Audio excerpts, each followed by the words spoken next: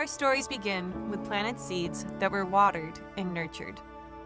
From the moment Jon and I were born, we were nourished in the faith. As pastors' kids, we grew up running in the foyers and halls of our churches, napping in the pews, and speaking in tongues. Sunday morning, Sunday night, Wednesday night, and any event in between, we were there. There was no disconnect between the walls of our churches and the walls of our homes. Our roots grew deep. So I was in church from the second day that I was alive, and really I've never left it. When I was young, I thought that the church and faith were simple, but as I grew, I began to realize that the issues of life demand a deeper understanding and a stronger faith. By the end of high school, I knew that God had called me to ministry, but I didn't know really what that looked like, and I wasn't sure that I wanted to be a pastor. So I went to Evangel University and I completed a Bible degree there with the thoughts of becoming a professor. But I began my vocational life as a full-time carpenter and a part-time associate pastor. But God was leading me to dedicate more of my life to the ministry, so I left carpentry and began taking graduate courses in theology. There was always this sense that God was calling me and preparing me for something different. So in my own story, when I was a junior in high school, my uncle hit his head wrong while he was playing basketball, and he passed away. In this moment, death became a frequent player in my story. With it came a simple question of theology buried in deep grief, which began to inhibit my growth.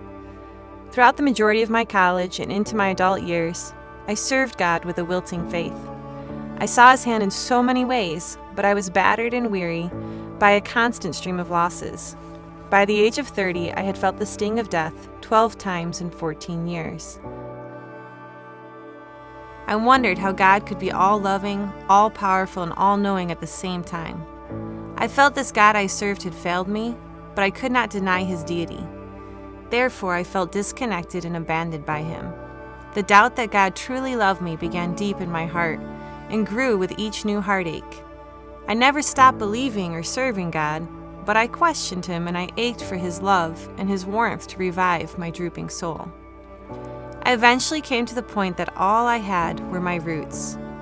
I was a Christian, but I felt completely separated from God's love. After experiencing 2 miscarriages and the tragic death of my cousin and her infant child, I can't. I eventually came to the point that all I had were my roots. I was a Christian, but I had felt completely separated from God's love. After experiencing 2 miscarriages and the tragic death of my cousin and her infant child in a time frame of less than 11 months, I wrote, "When babies sleep before they wake, I have no heart left to break, and faith, nothing left to shake." I fell to pieces, and I actively began to destroy my home in my attempts to cope.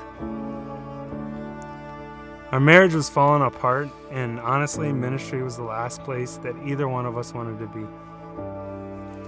My heart was broken, and I was angry with God.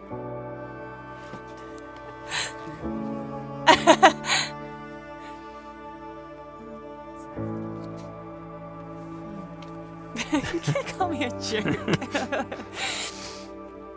It's on camera. Our marriage was falling apart, and ministry was the last place that either one of us wanted to be. My heart was broken, and I was angry with God for allowing all the heartache into my life. I didn't understand how life could become so complicated and so messed up when I was doing everything that I could to live the right way. But I was once again reminded that my faith needed to grow. It needed to grow in order to grasp how the heartache that I was experiencing could be a part of God's ability to use all of me. I had taken everything I held valuable and cut it down. Yet God was not finished with my messy life.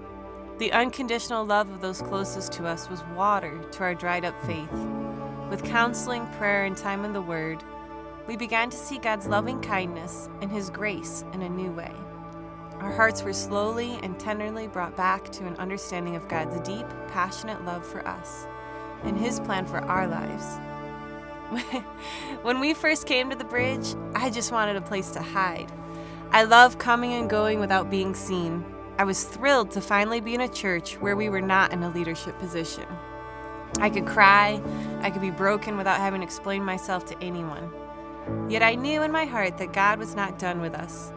During a period in which the bridge was between pastors, I felt God speak to my heart that Jon would be on the staff at the bridge someday.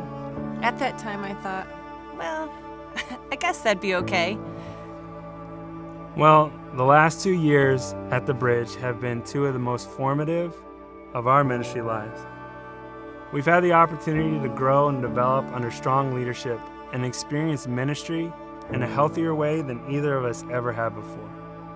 So God used the Bridge Community Church to open our hearts to the beautiful truth that He can use everything we've gone through, all the good, all the bad, all the messy, everything, to help us minister to the people of Charlottesville, including the hurt and the broken. This is the story of how Christ's love redeemed the sorrows and failings in our lives in order to prepare us to introduce others to His generous grace and authentic community. This is Jon and Rebecca, and this is our story. You call me out upon the waters, the great